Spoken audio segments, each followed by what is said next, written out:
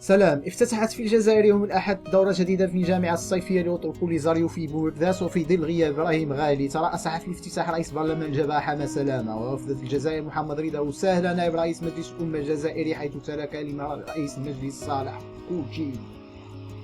واتهم قوجيل الذي يعتبر الرجل الثاني في هرم السلطة بالجزائر المغرب بالغطرسة الاستعمارية ونهج سياسة استعمارية قائمة على الكذب وتزييف الحقائق والمراوغة حسب ما أوردته صحيفة المجاهد الرسمية. كما جدد التأكيد على موقف الجزائر الثابت والداعم لنظام الشعب الصحراوي والمساند لحقوقه التي أقرتها المواثيق الأممية وميثاق الاتحاد الإفريقي لحقوق الإنسان والشعوب حسب نفس المصدر.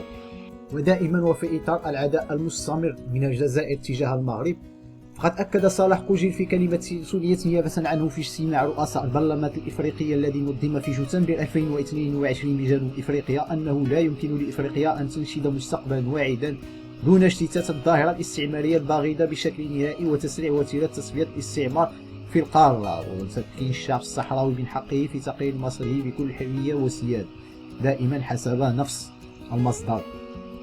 وللتذكير، ففي عام 2009 أطلقت اللجنة الجزائرية للتضامن مع الشعب الصحراوي الجامعة الصيفية لأطر بوليزاريو في بومرداس، وتستمر فعالية هذا العام حتى 23 من هذا الشهر، أي شهر يوليوز.